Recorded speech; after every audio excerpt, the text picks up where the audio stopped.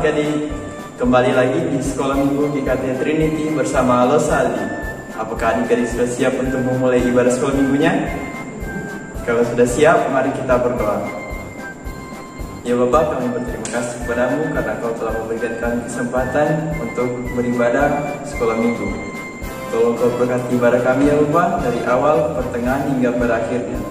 Tolong Kau berkati kami semua agar dapat menerima firman-Mu dengan baik. Inilah menjadi doa kami ya Bapa, dalam nama-Mu kami berdoa. Amin. Ya adik-adik, kalau sudah undang semua untuk menyanyi hari ini harinya Tuhan.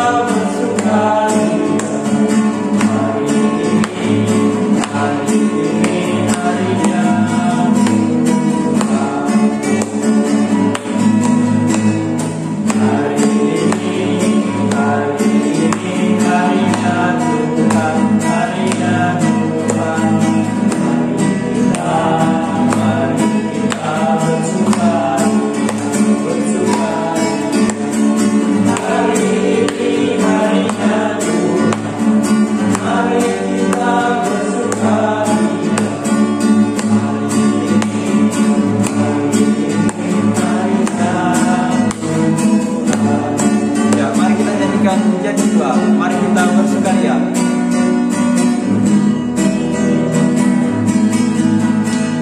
Mari kita bersukaria, karena ini hari bahagia. Kita berkumpul jadi satu, puji Tuhan semesta itu. Tepuk tangan raya berseri.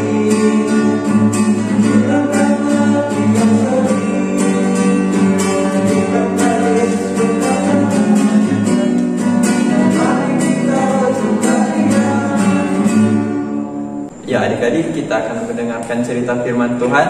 Tetapi sebelum itu mari kita menyanyi lagu Ku Kasih Kau dengan Kasih Tuhan.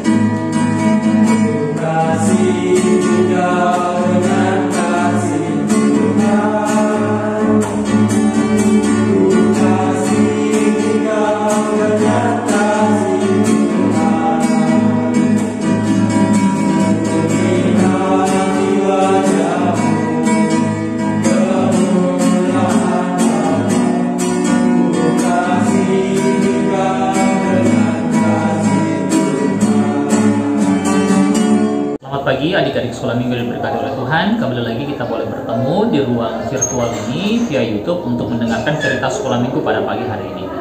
Namun sebelum kita ingin mendengarkan cerita sekolah minggu pada pagi hari ini, terlebih khususnya kita satu dalam doa, mari kita berdoa.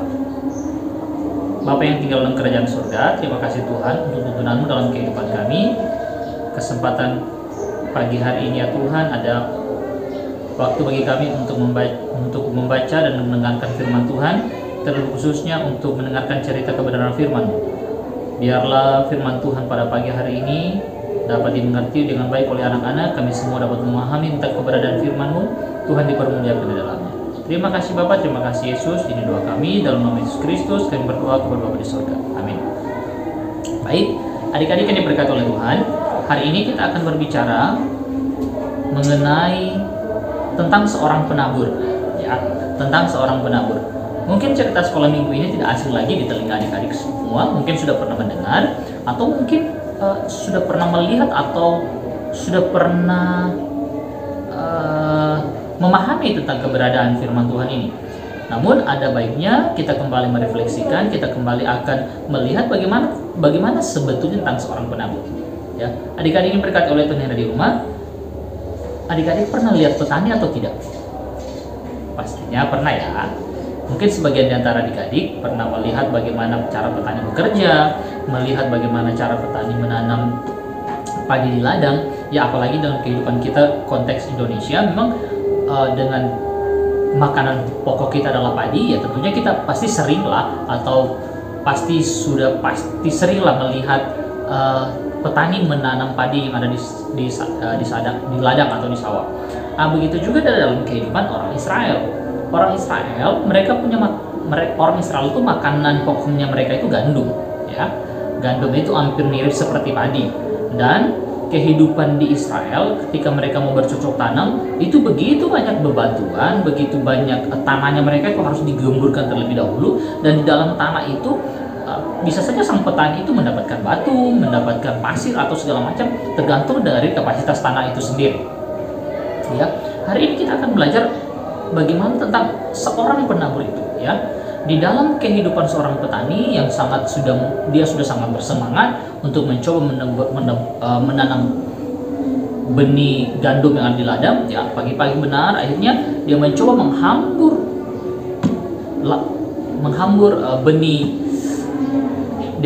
benih gandumnya. Ketika sudah sampai di ladang, dia menghambur, dan ketika itu ternyata terjadi 4 hal di situ, ya.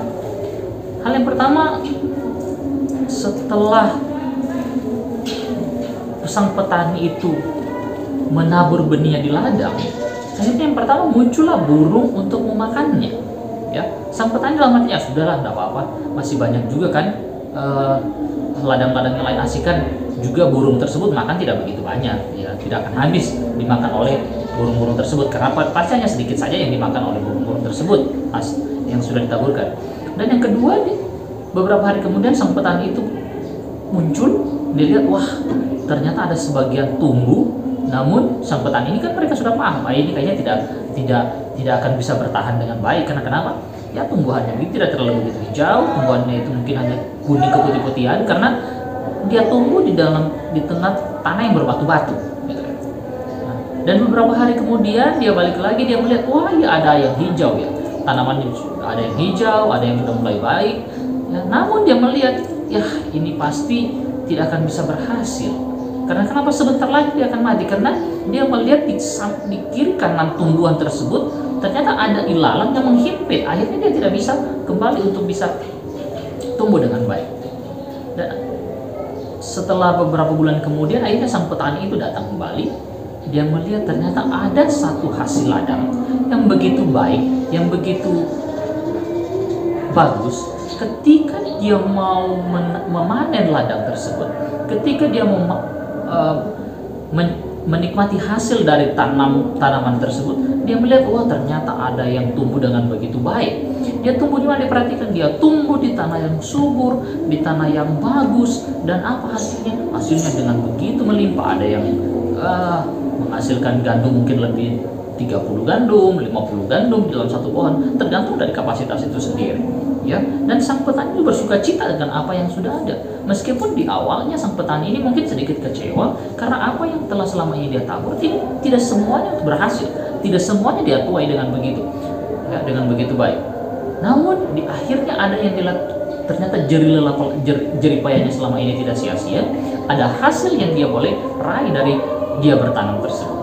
Ya, mari coba kita lihat sebetulnya ini perumpamaan yang Tuhan Yesus berikan tentang seorang penabur. Seperti apa yang saya sudah katakan tadi, bahwa memang cerita ini tidak asing, ya. Firman Tuhan itu seperti itu jatuh di dalam kehidupan setiap manusia. Jadi firman Tuhan itu Tuhan beritakan kepada semua orang, ya. Tergantung siapa saja yang mau mendengar. Jadi Tuhan Yesus beritakan dengan begitu baik. Ya, pemberitaan firman Tuhan ini kan sebetulnya Tuhan Yesus beritakan kepada murid-muridnya tentang perumpamaan tentang seorang penabur. Setelah Tuhan Yesus memberitakan semuanya itu, dia beritakan tentang 3 perumpamaan tadi. Murid-muridnya bertanya kepada Tuhan Yesus, apa maksud dari perumpamaan tersebut? Akhirnya Tuhan Yesus menjelaskan bahwa benih yang ditanamkan itu, benih yang dihamburkan itu ibarat firman Tuhan. Itu ibarat firman Tuhan yang diberikan oleh Allah kepada siapa saja yang mau mendengar.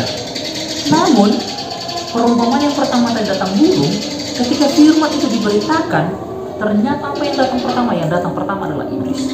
Iblis yang datang merampas, iblis yang datang untuk membuat orang itu tidak percaya kepada Tuhan, membuat firman itu tidak hidup dan tidak berkembang, tidak bertumbuh dalam diri setiap manusia. Itu yang pertama. Perumpamaan yang kedua, bagaimana itu benih hanya tumbuh sementara karena dia masuk dalam himpitan berbatu-batu.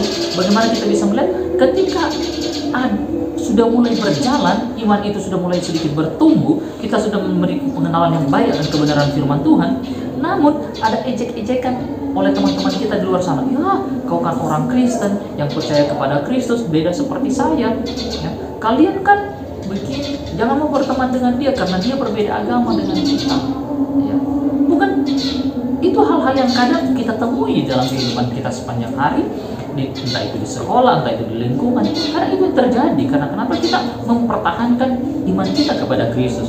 Namun, ya akhirnya kasus yang kedua itu, kalau orang itu tidak betul-betul percaya kepada Tuhan, akhirnya pun dia akhirnya meninggalkan Tuhan. Sedikit demi sedikit iman itu akan habis. Kenapa bisa habis? Kenapa bisa pudar iman tersebut? Karena dia akhirnya digesek oleh kehidupan dunia ini. Itu perumpamaan yang kedua. Perumpamaan yang ketiga, bagaimana benih itu sudah mulai tumbuh, kelihatannya sudah mulai berkembang, ternyata ada semak-semak duri yang menghimpit. Itu artinya bahwa firman Tuhan, orang itu sudah mulai mengaplikasikan, namun di dalam seiring berjalannya waktu, begitu banyak masalah yang datang dalam kehidupan mereka, begitu banyak problema yang terjadi dalam kehidupan mereka, akhirnya mereka tidak mau lagi untuk menikmati kebenaran firman Tuhan. Ya, mereka terbuai oleh kehidupan dunia ini, mereka terbuai oleh masalah-masalah mereka, entah itu masalah pekerjaan, entah itu masalah keuangan, entah itu masalah studi. Begitu banyak masalah yang boleh terjadi, akhirnya mereka tidak lagi mau untuk bisa menghidupi firman Tuhan. Nah, ini satu perkara yang begitu sulit dalam kehidupan setiap orang-orang percaya. Karena kenapa? Firman itu telah diberitakan kepada kita semua. Firman itu telah diberitakan kepada semua manusia. Iblis boleh mengambil, namun sebagai orang percaya kita bisa mendengar. Tinggal kita mau masuk dalam ranah yang mana. Apakah dengan adanya persoalan? Apakah dengan adanya teman-teman kita yang menghina kita, akhirnya kita jauh daripada Tuhan? Atau dengan adanya persoalan, kita fokus dengan persoalan itu, kita melupakan firman Tuhan? Atau kita jadi seperti benih yang terakhir yang Tuhan berikan? Apa? Dia bisa bertumbuh dengan baik, firman itu bisa bertumbuh dan menghasilkan buah dalam kehidupan. Hingga akhirnya Tuhan Yesus datang nanti yang kedua kalinya, dia mendapatkan kita sebagai anak-anak yang boleh menghasilkan buah.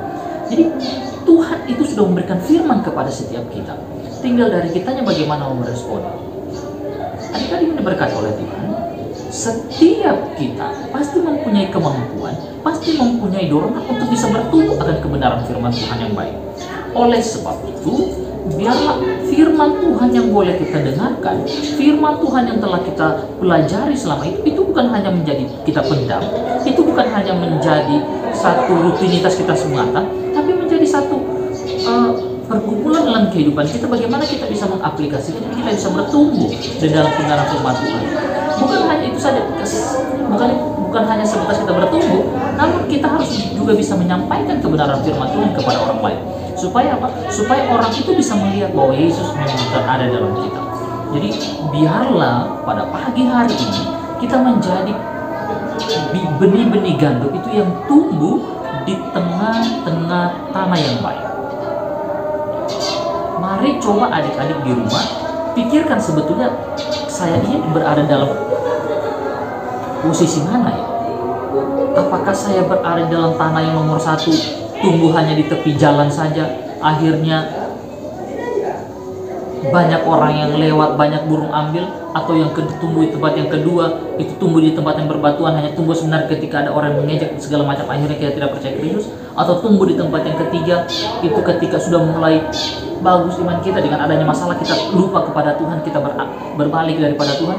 Atau kita hidup di ladang yang keempat, biarpun dengan banyaknya masalah, biarpun dengan banyaknya persoalan yang terjadi dalam kehidupan ini, firman Tuhan itu tetap menjadi bagian di dalam kehidupan kita. Bahkan kita bisa memberitakan kepada orang lain.